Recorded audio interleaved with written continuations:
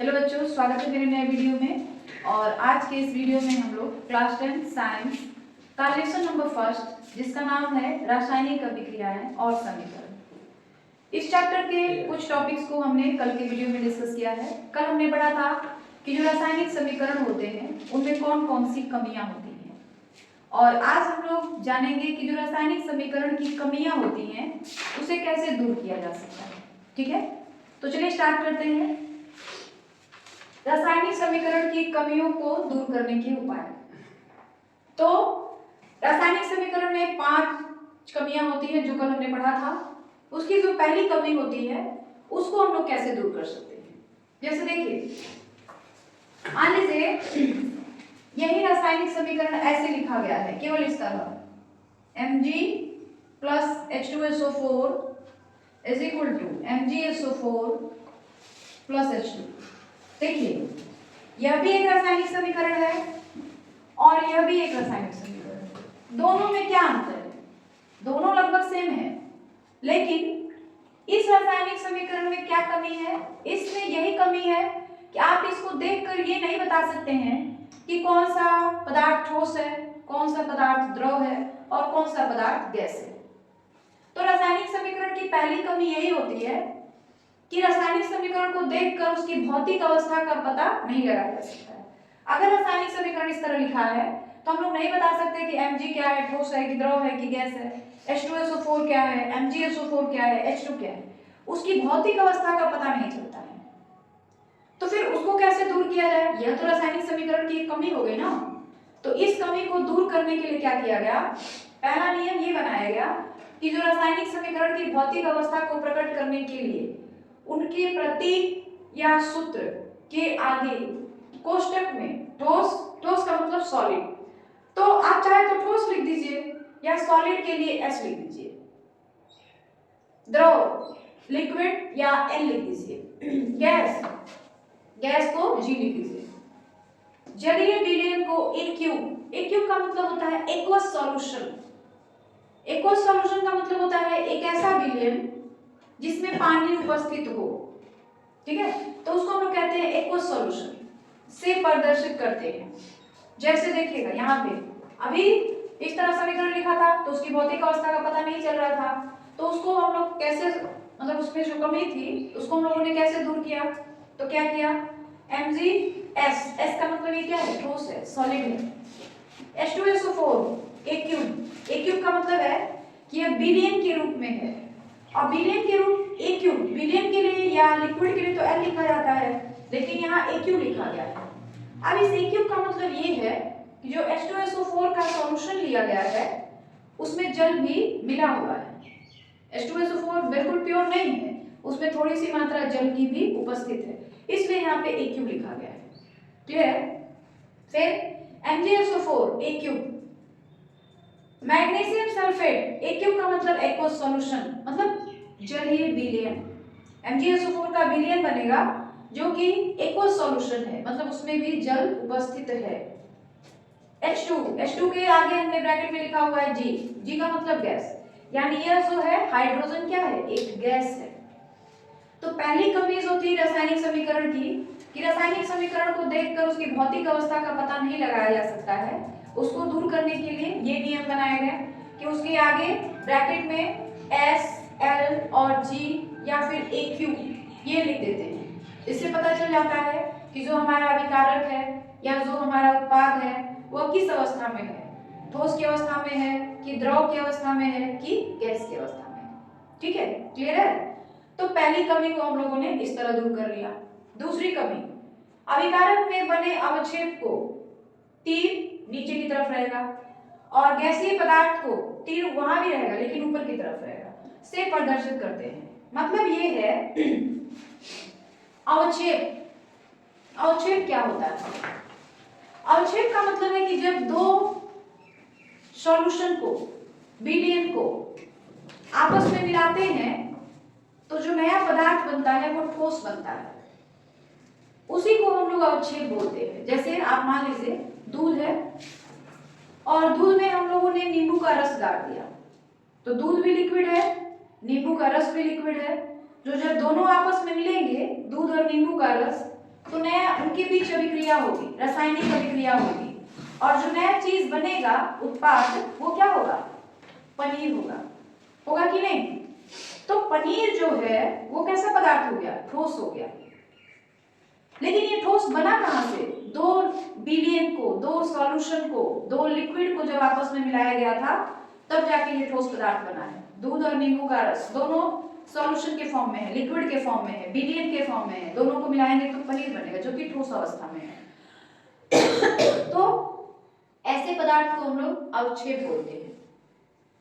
तो अवक्षेप को दिखाने के लिए जो तीर का निशान होता है वो नीचे की तरफ लगाया जाता है, और गैस को दिखाने के लिए तीर का निशान ऊपर की तरफ लगाया जाता है, क्योंकि जो गैस होता है उसकी ये टेंडेंसी होती है कि अगर आप उसको कहीं भी रखेंगे तो वो ऊपर उठ जाएगा, हवा में जाके मिल जाएगा, नीचे नहीं जाएगा।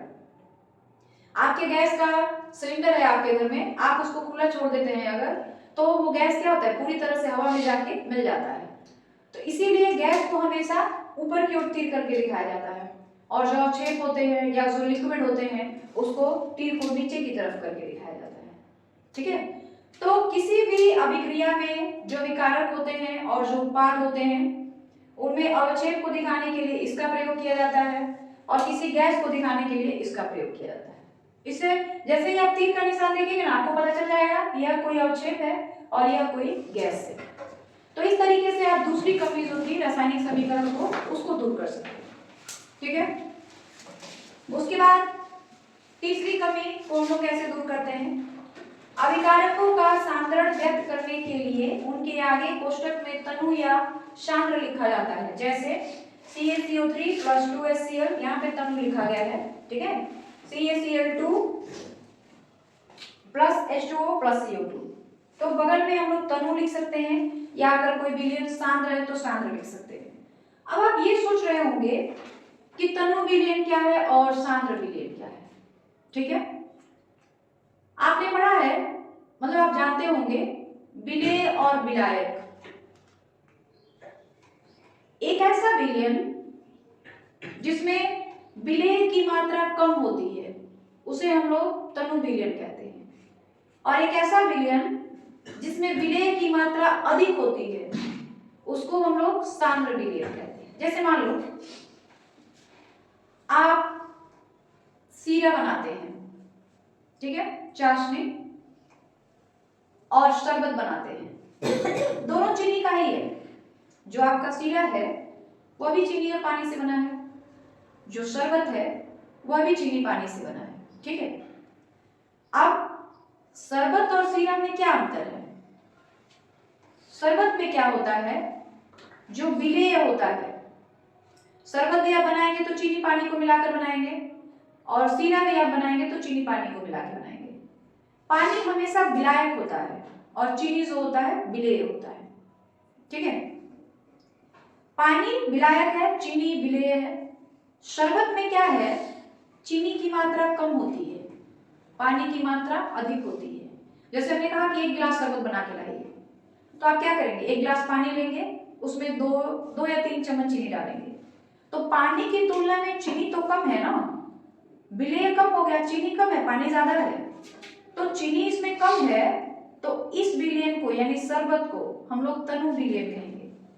क्यों कहेंगे? कि उसमें जो चीज आपने घोला है उसकी मात्रा कम है। ठीक? लेकिन जो सांद्र विलयन होता है जिसको आप सीरा कहते हैं, सीरा में क्या होता है? उसमें भी चीनी और पानी ही रहते हैं, लेकिन सीरा में चीनी ज्यादा होता है, पानी कम होता है, तो उसको हम लोग सांद्र विलयन कहेंगे। ठीक है? तो इसलिए कहा जाता है कि जिस विलयन में विलेय की मात्रा कम हो उसे तनु विलयन, और जिस विलयन में विलेय की मात्रा अधिक हो उसे सांद्र विलयन कहते हैं। जैसे आप मतलब आप नॉर्मल जिंदगी में अपने जो भी देखते हैं सीरा और शरबत, सीरा जो है सांद्र विलयन है, लेकिन शरबत जो है वो तनु विलयन है। क्यों? क्योंकि शरबत में चीनी की मात्रा कम है, सीरा में चीनी की मात्रा अधिक है, इसलिए। तो किसी भी रासायनिक समीकरण में अगर आपको तनु विलयन और सांद्र विलयन को दिखाना हो तो उसके लिए ऐसे कोष्टक बना करके वहां पे तनु या सांद्र लिख दिया जाता है, क्योंकि इस तरह कोई भी समीकरण लिखा है तो उसको उसको देख के हम नहीं बता सकते कि जो विलयन लिया गया है वह तनु है कि सांद्र है। तो इसके लिए मतलब विलयन को सांद्र या तनु बताने के लिए उसमें ये तरीका यूज किया जाता है कि जो भी आपका विलयन है उसके आगे ब्रैकेट में तनु लिख देते हैं या फिर सांद्र लिख देते हैं। तो इतनी बातें समझ आ गई हैं, अच्छे से क्लियर हो गई हैं। आगे बढ़ा जाए। अभी और भी उपाय हैं, हम लोग अब आगे बढ़ेंगे। तो इतनी बातें क्लियर है सबको, आगे बढ़ा जाए। अब हम लोग जो चौथी कमी है रासायनिक समीकरण को, उसको हम लोग कैसे दूर कर सकते हैं उसके बारे में पढ़ेंगे। तो चौथी मतलब क्या नियम है? चौथा नियम कि अभिक्रिया की परिस्थितियों को प्रदर्शित करने के लिए तीर के ऊपर दाब, ताप और उत्प्रेरक लिख देते हैं। जैसे यहाँ पे देखिए, अगर हम केवल अभिक्रिया इस तरह लिख दें N2 + 3H2 = 2NH3, हमने अभिक्रिया को ये लिखा है। इस अभिक्रिया को देखकर आप ये नहीं बता सकते हैं कि इस अभिक्रिया को होने के लिए कितने टेम्परेचर की जरूरत है, कितने दाब की जरूरत है और किस उत्प्रेरक का प्रयोग किया जा रहा है। इसको आप देखकर नहीं बता सकते हैं। तो यह भी जो है रासायनिक समीकरण की कमी है कि रासायनिक समीकरण को देखकर हम ये नहीं बता सकते हैं कि जो हमारा रासायनिक अभिक्रिया है वह किन परिस्थितियों के बीच में हो रहा है। तो इस कमी को दूर करने के लिए क्या किया गया कि जो तीर है, तीर के ऊपर इस तरह से तापमान, उत्प्रेरक और दाब लिख देते हैं। अब इस अभिक्रिया को देखने से हम ये बता सकते हैं कि यह जो अभिक्रिया है वह 500 डिग्री सेल्सियस ताप पर हो रही है। उत्प्रेरक जो है लोहा है, लोहा का प्रयोग हम लोग उत्प्रेरक के रूप में कर रहे हैं और दाब जो है 200 वायुमंडलीय दाब है।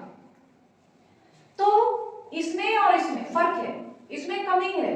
वह कमी क्या है कि परिस्थितियों का ज्ञान नहीं हो रहा है, लेकिन जैसे ही तीर के ऊपर हम लोग ये सारी चीजें लिख देते हैं तो ये परिस्थितियों को प्रदर्शित करने लगता है कि यह जो अभिक्रिया है किस तापमान पर हो रही है, 500 डिग्री सेल्सियस तापमान पे हो रही है। किस दाब पर हो रही है, तो 200 वायुमंडलीय दाब पर हो रही है।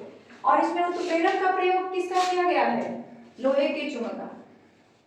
अब आप ये सोच रहे होंगे कि उत्प्रेरक किसको कहते हैं। यहाँ पे लोहे के चूर्ण का प्रयोग किया जा रहा है उत्प्रेरक के रूप में। तो उत्प्रेरक वह पदार्थ होता है जो किसी भी रासायनिक अभिक्रिया की गति को बदल देता है, उसमें बिना भाग लिए।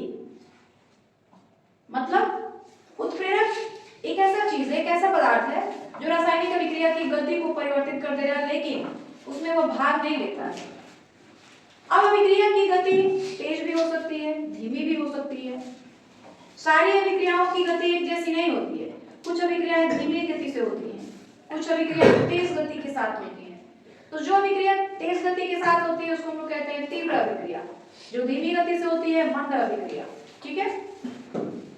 पांचवी, अभिक्रिया में गर्म करने को तीर के ऊपर इस तरह त्रिभुज या ऊष्मा लिखकर प्रदर्शित करते हैं। जैसे मान लीजिए कोई रासायनिक अभिक्रिया हो रहा है, उसमें हमको गर्म करने की जरूरत है, तो हम लोग कैसे कहेंगे कि मतलब कैसे दिखाएंगे कि हम इसमें इस अभिक्रिया में गर्म कर रहे हैं।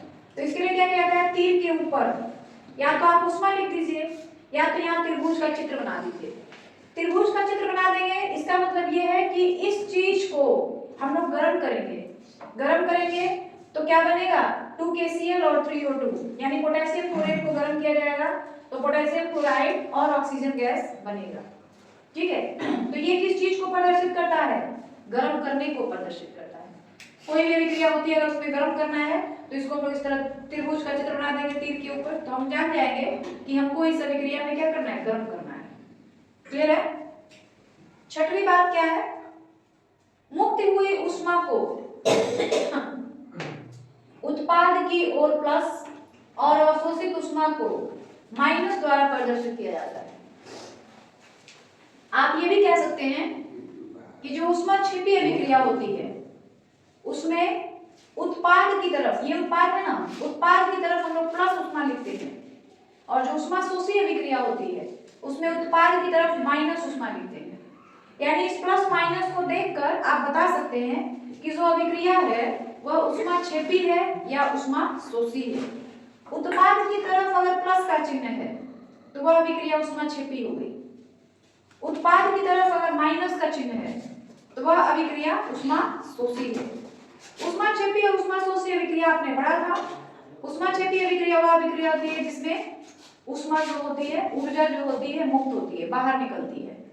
ऊष्माशोषी अभिक्रिया वह अभिक्रिया होती है जिसमें ऊष्मा जो होती है, ऊर्जा जो होती है अवशोषित की जाती है।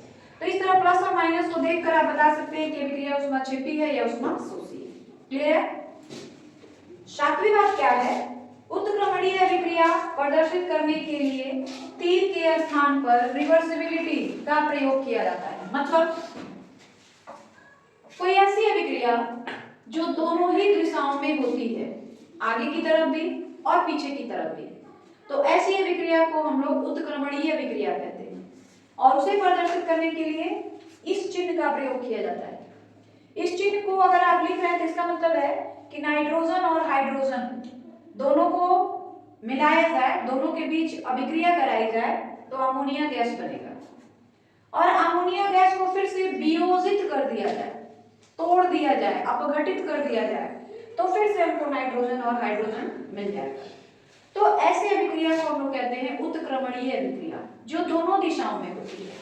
और जो केवल एक ही दिशा में होती है वैसी अभिक्रिया को हम लोग कहते हैं अनुत्क्रमणीय अभिक्रिया। ठीक है? क्लियर है? तो इस तरह से किसी भी रासायनिक समीकरण की कमियों को दूर करने के लिए 7 उपाय होते हैं, 7 नियम होते हैं, और ये सातों आपको याद रखने पड़ेंगे। ठीक है? यह भी काफी इंपॉर्टेंट सवाल है आपके पेपर के लिए।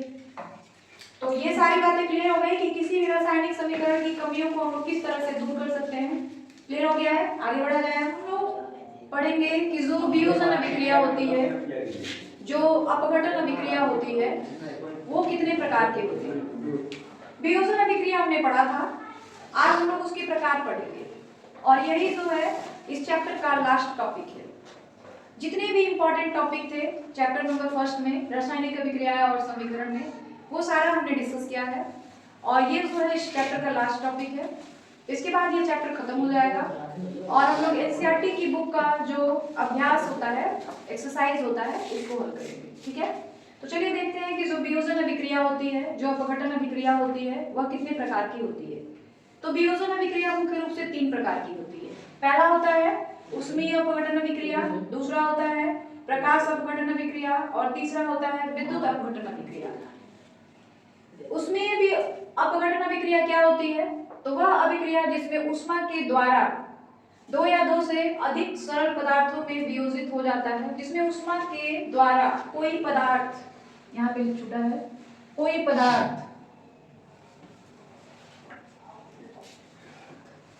2 या 2 से अधिक सरल पदार्थों में वियोजित हो जाता है, ऐसे अभिक्रिया को हम लोग ऊष्मीय अपघटन अभिक्रिया कहते हैं। मतलब किसी पदार्थ को अगर हम गर्म करते हैं तो वह 2 या 2 से अधिक सरल पदार्थों में टूट जाता है, वियोजित हो जाता है। ऐसी अभिक्रिया को हम लोग ऊष्मीय अपघटन अभिक्रिया कहते हैं। जैसे कैल्शियम कार्बोनेट को अगर हम गर्म करेंगे तो कैल्शियम ऑक्साइड और कार्बन डाइऑक्साइड गैस होता है। तो कैल्शियम कार्बोनेट को हमने गर्म किया है ना, ऊष्मा दी है, तब जाके वह 2 पार्ट में डिवाइड हुआ है। तो ऐसी अभिक्रिया को हम लोग कहते हैं ऊष्मीय अपघटन अभिक्रिया या ऊष्मीय वियोजन अभिक्रिया। ठीक है? समझ आ गया है? आगे बढ़ा जाए। दूसरा है प्रकाश अपघटन अभिक्रिया। वह अभिक्रिया जिसमें वियोजन सूर्य के प्रकाश के द्वारा होता है, प्रकाश अपघटन अभिक्रिया कहलाता है। मतलब एक ऐसी अभिक्रिया जिसमें कोई पदार्थ सूर्य के प्रकाश में रखने पर वह 2 भागों में बट जाता है, टूट जाता है। तो ऐसी अभिक्रिया को हम लोग प्रकाश अपघटन अभिक्रिया कहते हैं। जैसे सिल्वर क्लोराइड है ये, इसको हम लोग अगर सूर्य के प्रकाश की उपस्थिति में रख देंगे, मतलब धूप में रख देंगे, तो सिल्वर अलग हो जाएगा और क्लोरीन गैस जो होगा उसमें से बाहर निकल जाएगा। तो ये 2 पार्ट में डिवाइड हो गया, 2 हिस्सों में टूट गया। तो ऐसी अभिक्रिया क्यों 2 हिस्सों में टूटा है? सूर्य के प्रकाश के कारण। तो ऐसी अभिक्रिया को हम लोग प्रकाश अपघटन अभिक्रिया कहते हैं। ठीक है? और तीसरा जो है विद्युत अपघटन अभिक्रिया। वह अभिक्रिया जिसमें यौगिक का वियोजन विद्युत प्रवाहित करने पर होता है, विद्युत अपघटन अभिक्रिया कहलाती है। कोई ऐसी अभिक्रिया जिसमें जब हम लोग विद्युत धारा का प्रवाह करते हैं तो वह जो पदार्थ होता है वह 2 भागों में बढ़ जाता है। तो ऐसी अभिक्रिया को हम लोग विद्युत अपघटन अभिक्रिया कहते हैं। जैसे H2O यानी जल में जब इलेक्ट्रिसिटी पास की जाती है, विद्युत धारा प्रवाहित किया जाता है, तो उसमें से हाइड्रोजन गैस और ऑक्सीजन गैस जो होते हैं वो बाहर निकलते हैं। यानी जो जल होता है वही वियोजित हो जाता है, हाइड्रोजन अलग हो जाता है, ऑक्सीजन अलग हो जाता है। तो ऐसी अभिक्रिया को हम लोग विद्युत अपघटन अभिक्रिया कहते हैं, जिसमें विद्युत धारा के कारण, बिजली के कारण, इलेक्ट्रिसिटी के कारण जो पदार्थ होता है, यौगिक होता है, वह दो भागों में बंट जाता है। और बिजली हम लोग उसमें प्रोवाइड करते हैं कि जनरली जो पदार्थ होता है वह जलीय विलयन होता है, मतलब ठोस अवस्था में बिजली हम प्रोवाइड नहीं कर सकते, उसका जलीय विलयन हमको लेना पड़ता है। ठीक है, तो विद्युत अपघटन अभिक्रिया हो गई।